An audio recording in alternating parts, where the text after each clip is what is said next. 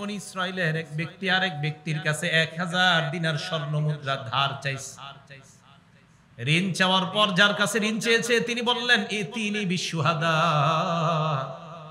সাক্ষী আনো, উশহিদুহুম, তাদেরকে সাক্ষী রেখে আমি তোমাকে 1000 দিনার স্বর্ণ মুদ্রা দিয়ে দেই। সাক্ষী চাওয়ার পর যিনি ঋণ নিবে তিনি বললেন কাফা বিল্লাহি শাহিদা, আল্লাহ সাক্ষী হিসাবে যথেষ্ট, আল্লাহকে সাক্ষী রাখলাম। কারে সাক্ষী রাখলাম? আল্লাহকে। তিনি বললেন ইতিনি বিল কাফিল, তাহলে জিম্মাদার আনো, তুমি যদি টাকা দিতে না পারো তোমার পক্ষ থেকে আরেকজন দিয়ে দিবে এমন কাউকে আনো।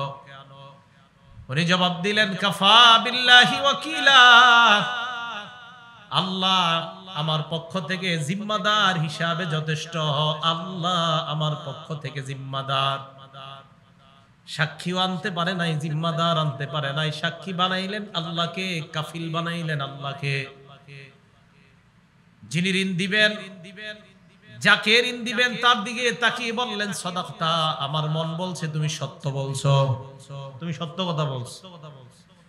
ফাদাফাহা ইলাইহি ইলা আজালিম মুসাম্মা, নির্দিষ্ট একটা সময় বেঁধে দিয়ে তাকে 1000 দিনার স্বর্ণ মুদ্রা দিয়ে দেয়। সাক্ষীকে? জিম্মাদারকে? ঋণ কয় হাজার স্বর্ণ মুদ্রা? 1000 স্বর্ণ মুদ্রা ঋণ দিয়ে দিস। তো দেওয়ার পর ওই ব্যক্তি এবার ঋণ নিয়ে যখন চলে গেলেন, ফাখরাজা ফিল বাহরি, সমুদ্রের মধ্যে সফর করলেন। কযা হাজাতা, 1000 দিনার দিয়ে তার প্রয়োজন পুরো করলেন। তারিখ যখন মনে পড়লো অমুক তারিখে টাকা দেওয়ার কথা, টাকা পয়সা সব রেডি করছে, করার পর সমুদ্রের কিনারে যায়, নদীর কিনারায় যায়। যাওয়ার পর ফালতামাসা মারকাবান, একটা স্টিমার নৌকা ট্রলার তালাশ করে, কোনো ট্রলার পায় না। নদী পাড়ি দিয়ে ওপাশে টাকা দিতে যাবে এমন কোনো বাহন নাই, ট্রলার নাই, লঞ্চ, স্টিমার, ফেরি কিচ্ছু নাই নদীতে। এখন চিন্তায় পড়ে গেছে আমি কি করবো এখন। হাদিসের বর্ণনা ফালতামাসা মারকাবান ইয়ারকাবুহু ইয়াকদামু আলাইহি লিল্লাযী ইলা আজালিম মুসাম্মা, নির্দিষ্ট সময়ে টাকাটা দেওয়ার জন্য একটা বাহন তালাশ করতেছে যে আমি আমার এই টাকাটা পরিশোধ করার জন্য একটা নৌকা দরকার। তো সমুদ্রের পাড়ে গিয়ে ঘুরতেছে, কোনো নৌকা নাই। তো বারবার চিন্তা করতেছে ইন্না লিল্লাহি, ওই ভাই আমারে কি মনে করবে। ফাখাযা খশাবা, একটা কাঠ নিছে, কাঠ নেওয়ার পর ফানাকরাহা, কাঠটা ছিদ্র করছে।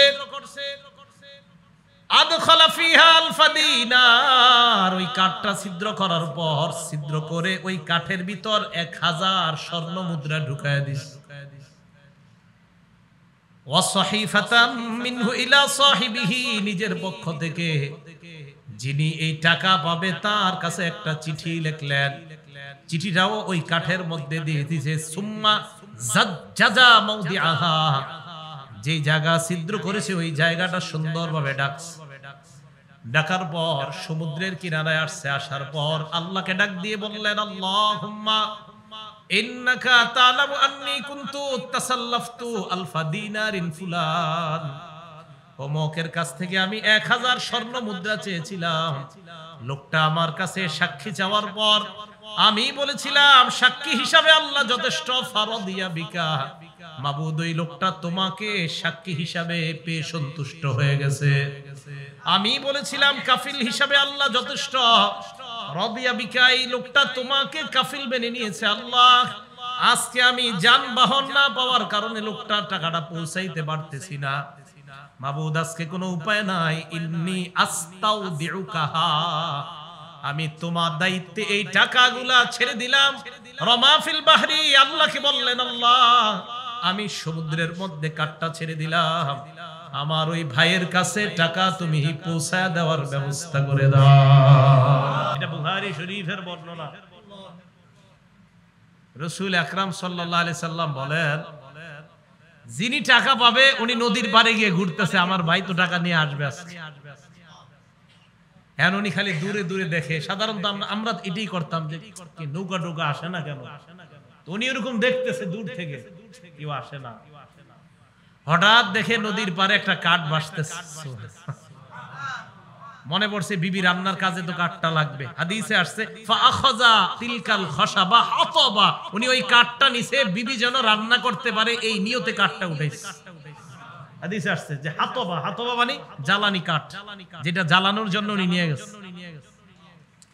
বাড়িতে নিছে, তো নেওয়ার পর ভালো করে তাকায় দেখে এটা একটু অন্যরকম, ওই যে একটা ছিদ্রর জায়গাতে একটু কিছু মারা। তো দুইজনে মিলে এটা কাটতেছে, আস্তে আস্তে কাটতে কাটতে হঠাৎ দেখে কি জানি একটা দেখা যাইতেছে। ভালো করে কাটার পর তাকায় দেখে সুন্দর একটা কিসের মধ্যে যেন পেঁচানো কি দেখা যায়। ওই জিনিসটা খোলার পর তাকায় দেখে ওইটার মধ্যে 1000 দিনার স্বর্ণ মুদ্রা দেখা যায়, সাথে একটা চিঠি। চিঠিটা খুলছে, খোলার পর চিঠির মধ্যে বিস্তারিত সব লেখা।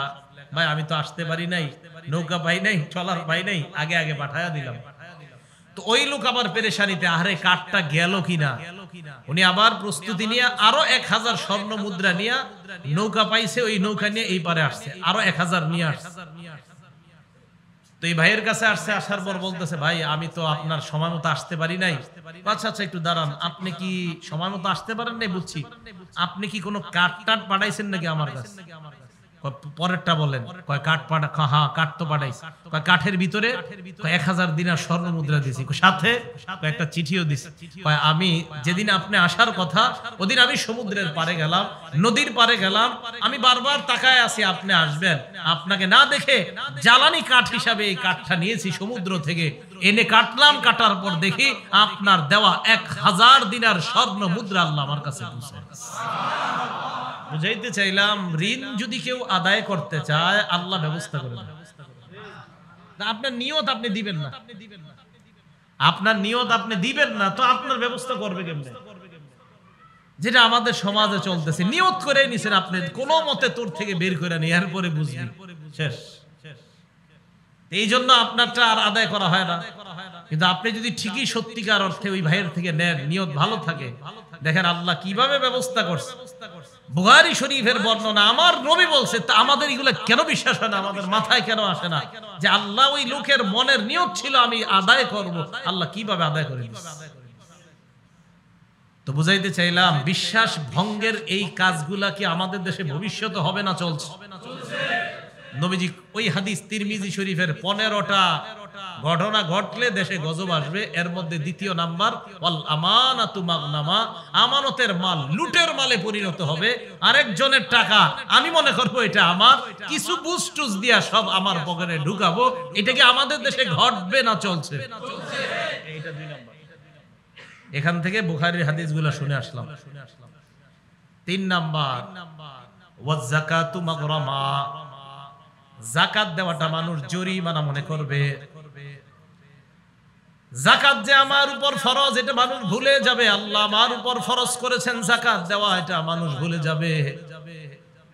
আল্লাহ পাক রব্বুল আলামিন বলেন ওয়াল্লাযীনা ইয়াকনিজুনা আয-যাহাবা ওয়াল ফিদ্দাতা ওয়া লা ইউনফিকুনাহা ফি সাবিলিল্লাহ, যারা স্বর্ণ রূপা জমা করে, টাকা পয়সা জমা করার পর যাকাত দেয় না, সদকা দেয় না, ফাবাশশিরহুম বিআযাবিন আলীম, তাদেরকে যন্ত্রণাদায়ক শাস্তির সুসংবাদ দিয়ে দাও। বলেন নাউযুবিল্লাহ, যন্ত্রণাদায়ক শাস্তির সুসংবাদ। এরপরে আয়াত আল্লাহ কি বলে দেখেন, আজীব কথা, ইয়াউমা ইউহমা আলাইহা ফি নারি জাহান্নাম, যাকাত যারা দেয় না তাদের স্বর্ণ রূপাগুলা আগুনের মধ্যে জ্বালানো হবে, টাকা পয়সাগুলা আগুনের মধ্যে জ্বালানো হবে। জ্বালানোর পর ওই আগুনের মধ্যে জ্বালানো জিনিস, গলিত জিনিসটা দিয়ে ইস্ত্রি বানানো হবে। কি বানাবে? ইস্ত্রি চিনেননি? লন্ডি লন্ডি লন্ডি আয়রন। আজকে একটু প্র্যাকটিস করবেন, দোকানে গিয়া হাতটা একটু রাখবেন, ঠিক আছে না? যারা যাকাত দেন না একটু প্র্যাকটিস করেন, যে দেই না তো একটু প্র্যাকটিস করে যাই দুনিয়াতে, তো হাত রাখবেন। 10 মিনিট আগে লাগাইছেন, লাগায় এখন কারেন্টের ইলেকট্রিক শর্ট থেকে ওটা খুলে ফেলছেন, 5 মিনিট ফ্যানের নিচে রাখছেন, এরপরে একটু হাত দিতে পারবেন? তো আল্লাহ বলেন ইয়াউমা ইউহমা আলাইহা ফি নারি জাহান্নাম, স্বর্ণ রূপা টাকা পয়সা যাকাত দেয় না এগুলা গলানো হবে। গলানোর পর ফাতুকুয়া বিহা জিবাহুহুম, কপালের মধ্যে ইস্ত্রি করা হবে। ফাতুকুয়া বিহা জিবাহুহুম, কপাল, ওয়া জুনুবুহুম পারশ, ওয়া যুহুরুহুম পিঠ। তিন অঙ্গের কথা আল্লাহ কেন বললেন? যাকাত চাইলে কপালটা কুঁচকায়, তাই এক নাম্বার কপালের কথা বলছে। কপাল কুঁচকায়, যাকাত চাইলে যাকাত দাতা কপাল কুঁচকায়, তাই আল্লাহ এক নাম্বারে বলছে কপাল।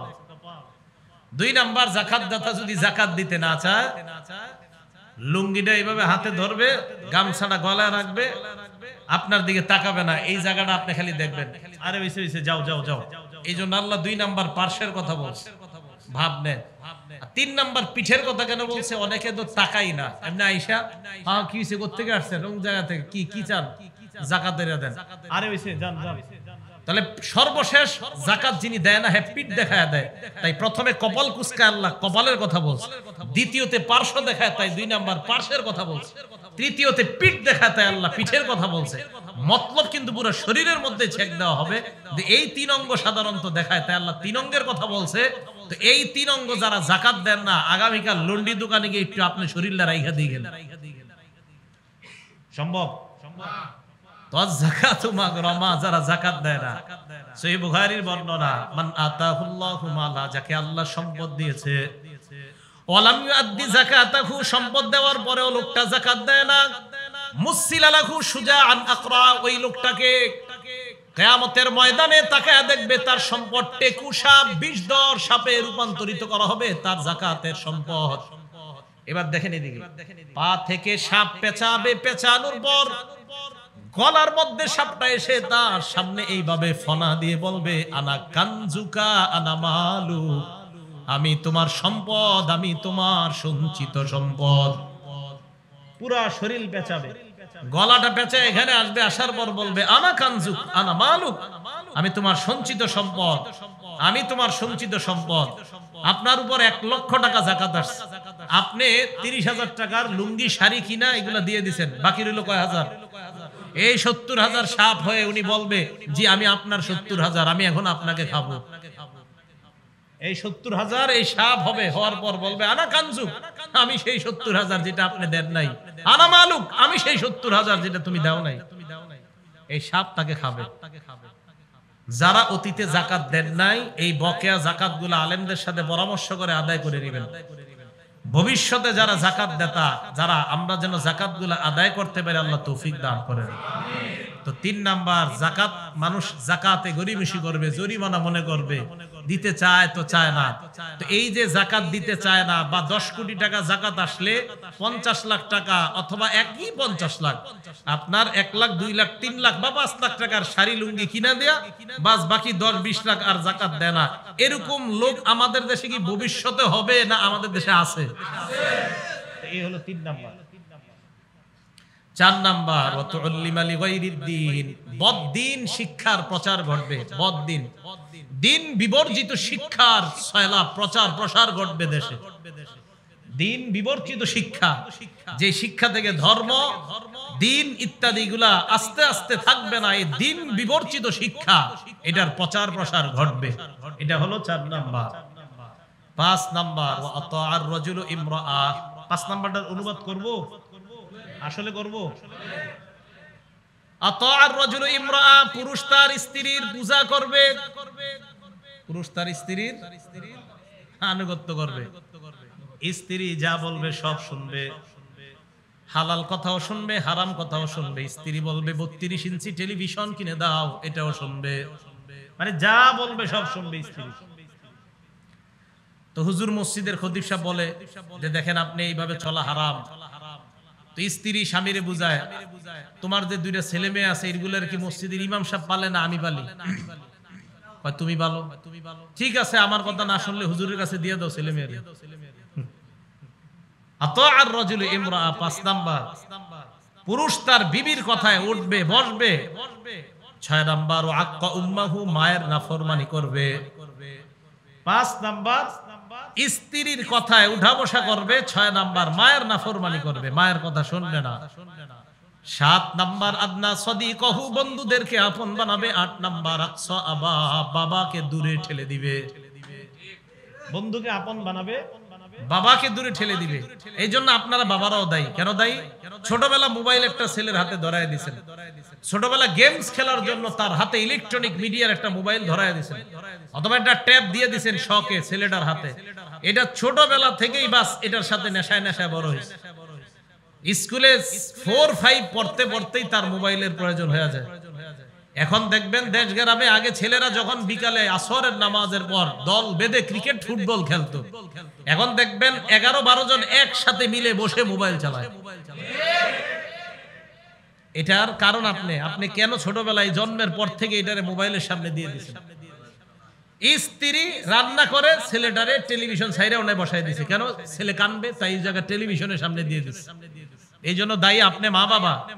বড় হওয়ার পর এই ছেলে এই মোবাইলের নেশায় আসক্ত হয়ে এখন বন্ধুদের পাল্লায় পড়ে, তার বুঝ আইসা গেছে এটা না, আমার আব্বা তো আমার শত্রু, কারণ আব্বা বাসায় গেলে খালি এটা কয় সেটা কয়, আর থুর মজা লাগে না আব্বার কথা।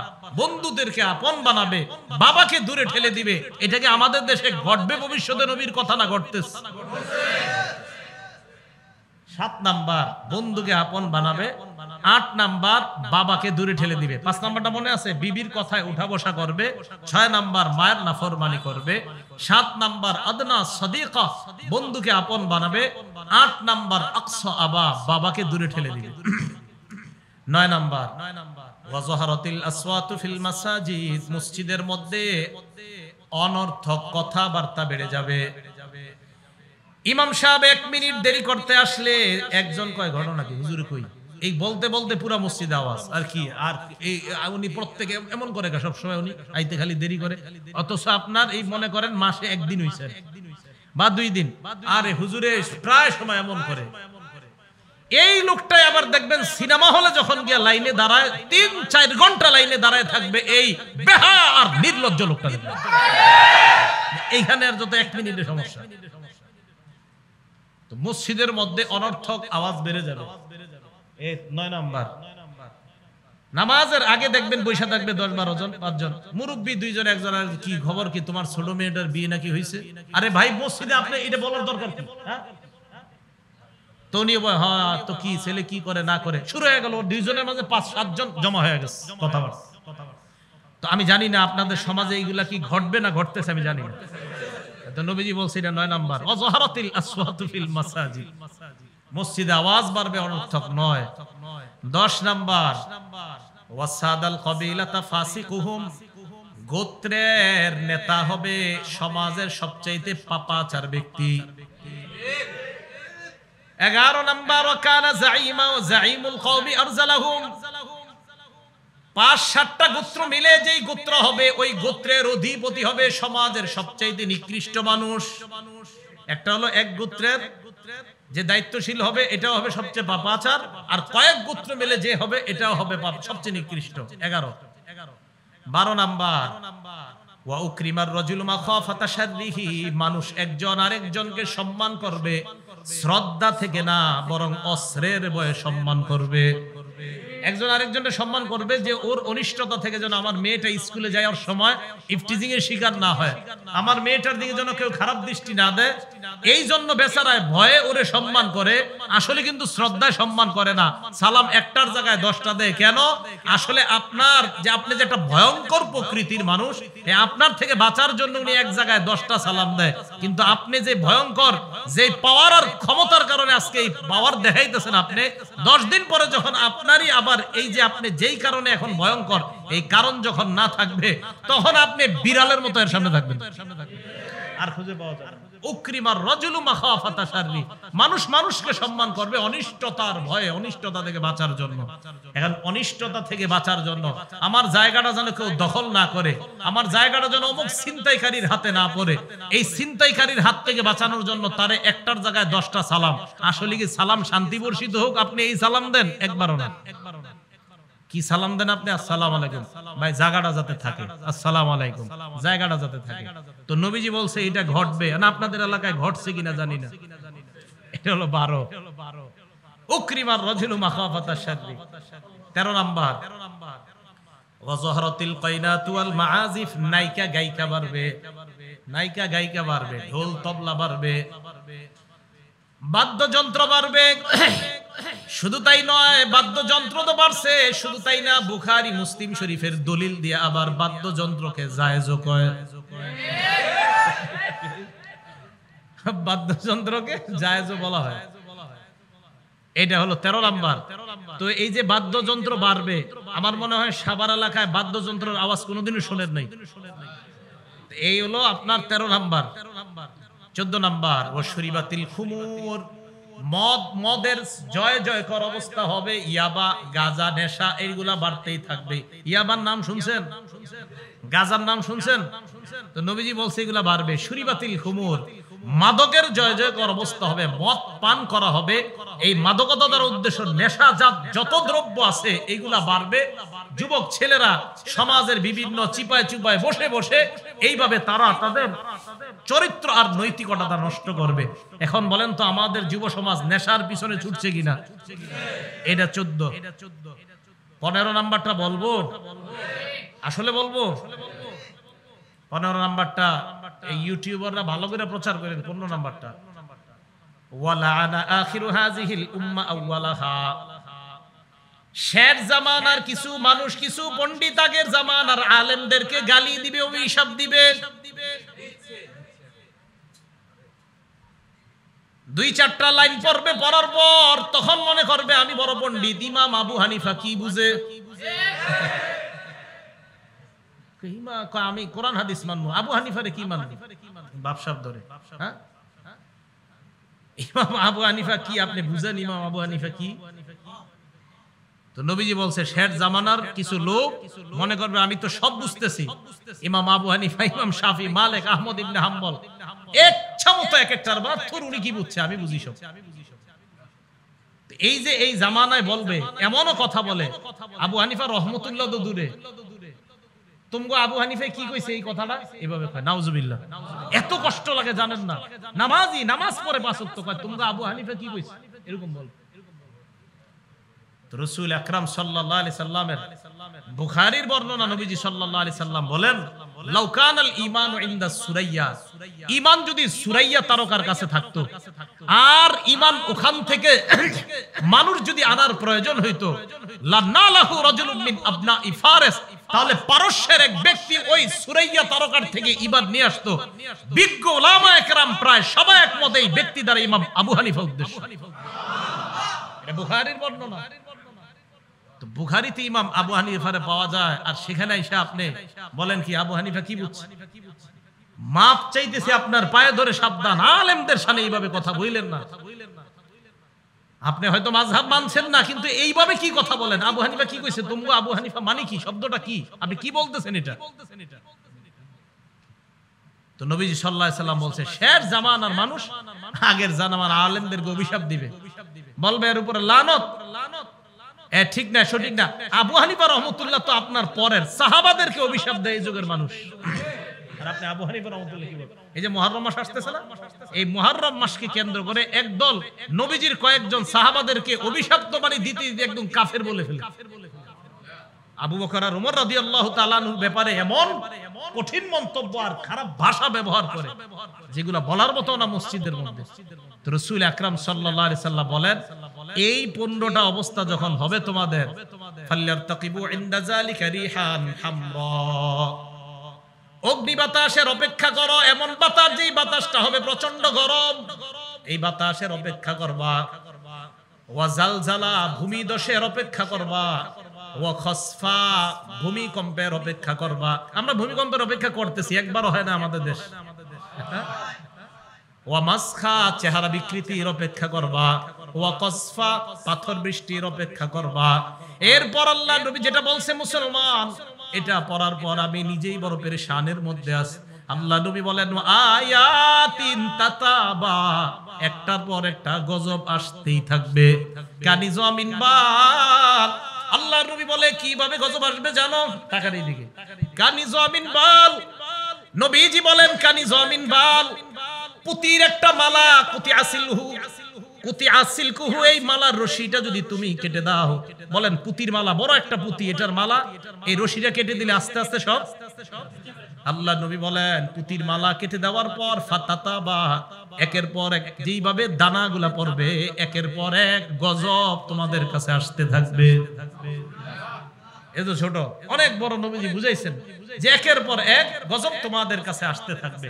তাহলে ভাই যে কথাগুলা বললাম খুব মন দিয়ে শুনেন।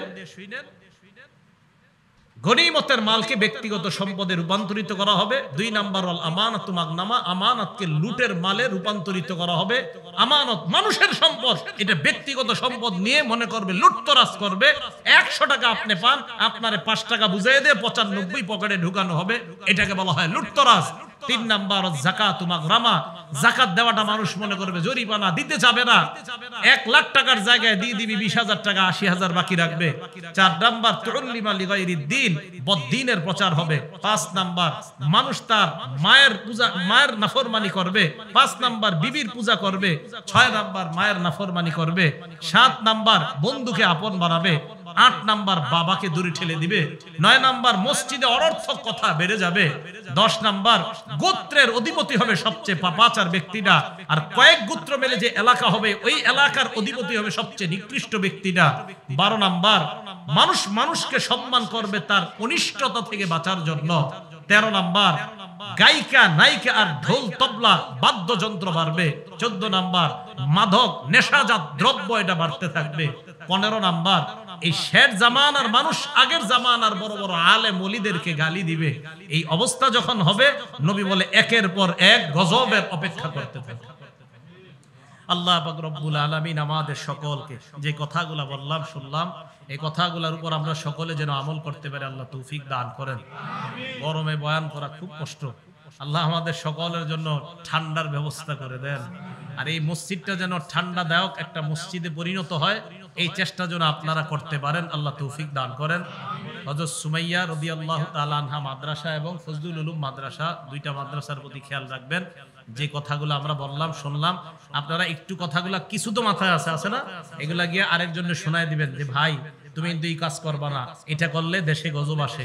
তুমি এই কাজ করলে গজব আসার কারণে ভালো মানুষরাও গজবের মধ্যে পড়ে।